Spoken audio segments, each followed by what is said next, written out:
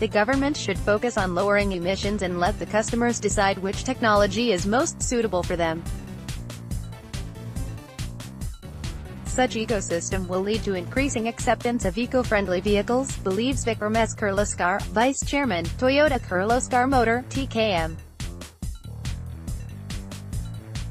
In an interview with DNA Money, Kirloskar also talks about the newly launched Yaris roadmap for the company, the regulatory environment, among other things. With increased competition in most segments you operate in, what is the roadmap ahead for Toyota Kirloskar Motor, TKM? Our motto is never driven by volume. We always strive to provide ever better products and services to the customer. Currently, the focus is to make our operations competitive through continuous improvisations. We coherently adapt to the changing market needs, while keeping the fundamentals intact. Our approach has always been customer first. We would like to ensure that we retain our existing customers by offering beyond their expectations, making them come back to us for mobility needs. Therefore, our vision is to add more value to the customer experience and delight. Safety is also of utmost priority to us. Toyota has constantly worked towards developing better technology to provide enhanced safety. Our focus is human safe, technology safe. We are also the first in the industry to standardize dual front airbags for both driver and passenger. The newly launched Toyota Yaris is the first car in its segment to offer 7 SRS airbags, DP airbags, side airbags, curtain shield airbags, CSA, and knee airbag, across all its variants. Besides, we would also concentrate on further promoting cleaner technologies with technology-agnostic approach with alternate powertrains to meet the customer preferences and market requirements. TKM and Maruti Suzuki recently announced plans to swap some of their models with each other as part of new sales strategy. Can you share your views on how it is going to benefit TKM in the long run? This announcement is another outcome of Toyota and Suzuki's concluded Memorandum of Understanding towards business partnership. The two companies have been exploring concrete projects for collaboration in areas including environmental technology, safety technology, information technology and mutual supply of products and components. It underscores the progress Toyota and Suzuki have together made and aims to bolster both companies' product lineups and encourage competition in the Indian automotive market. We believe that, as we sell vehicles through our respective sales networks, customers will have a larger number of choices and competition of environmentally friendly vehicles will be further invigorated, resulting in benefits to customers. This collaboration is about new learnings and leveraging each other's strengths. With regard to 100% adoption of electric vehicles, you have been quoted as saying that choices between dealing with the Arabs or Chinese, as India may only end up shifting dependence from oil to lithium in its imports. As the government has now decided against having an EV-specific policy, do you see more hybrid cars and their variants getting launched in the market in near future? In our opinion, the primary focus should be energy and environment. India has the unique distinction of having most polluted cities and also nearly 80% of our crude being imported, which has a huge impact on the foreign exchequer. Thus, it would be in the interest of the country to mandate certain missions on the protection of environment and energy security. Any technology which supports these two missions should be encouraged, and thus, we hope the government to be technology agnostic. The focus of the government should be on lowering emissions and energy use from well to wheel and let the customers finally decide which technology is most suitable for them. Such ecosystem in place will support in sustaining and enhancing the economic growth trend and also aid in a gradual shift to electrification with increasing acceptance of eco-friendly vehicles. From the beginning, TKM has been supporting government plans for electric mobility. In fact, we were the first OEM, original equipment manufacturer, to bring hybrid of electric vehicles to India. Owing to barriers for battery electric vehicles (BEV) adoption, we believe going ahead all-electric technologies would have a role to play, including hybrids, plug-in hybrids and fuel cell. How has been the response for Toyota Yaris in India? We have been receiving an overwhelming response. Soon after the unveiling at Auto Expo, Toyota Yaris won nationwide appreciation for its class-leading features, superior comfort, top-notch quality and excellent performance. This clearly shows that the Yaris has brought out the same excitement in the people that we had when we were thinking of bringing it to India. Our customers are not just value seekers but discerning achievers. We hope that the Yaris will carve a niche on its own with its class-leading safety, futuristic design and first-in-segment features that exceed its class, making it a leader in the segment with high aspirational value and advanced design and technology. How many new and refresher launches can we expect to see from TKM in the current financial year? We can't comment on our specific future product plans.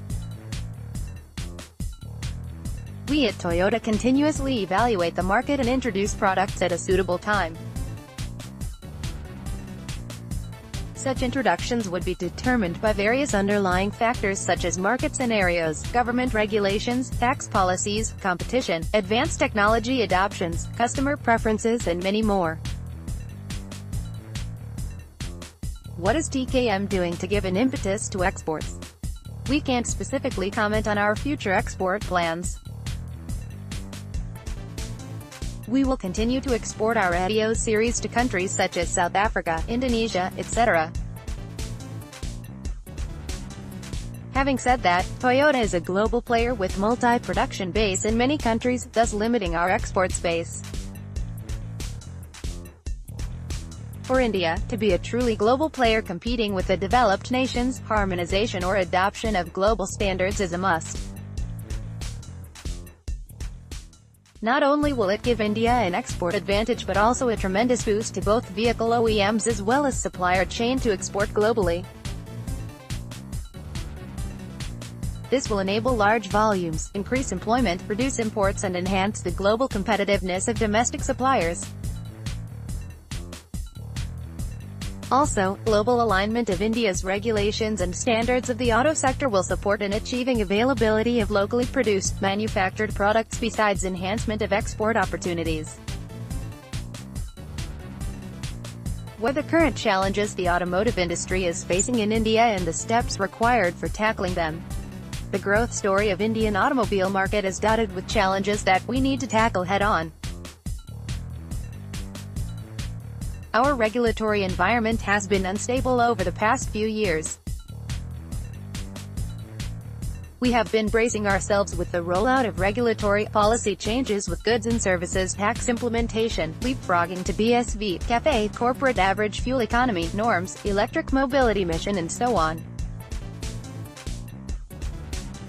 The government has started giving more significance to the development of more eco-friendly and safer vehicles while looking at introducing tighter norms towards achieving this. While the move is towards a positive direction, the greater challenge will be the increasing cost implications. As OEMs look to develop alternate mobility technologies, the future market demands and production plans need to be centrally aligned. A long-term clear roadmap needs to be laid out in order to bring clarity and certainty in the future growth path. Are you satisfied with the way the automotive industry has performed in the past few years despite a spate of regulatory and other challenges? The auto industry is critically dependent on the adherence to the timelines on regulatory policies. Needless to mention, sudden policy changes create an uncertain business scenario, increasing the business risks, demotivating the sentiments of foreign investors. Most importantly, it impacts the long-term product strategy and the introduction of newer vehicles. The automotive industry is such a large employer in many local economies. A lot of countries are building regulatory frameworks that incentivize manufacturing and exports. These and other potential regulatory changes are therefore particularly relevant to global auto industry players. A clear and long-term roadmap aids in developing viable manufacturing strategies to give a further boost to the nation's growth with collaborative efforts. A stable regulatory framework will certainly support developmental plans with optimum resource utilization and more so to align with the Make in India initiative.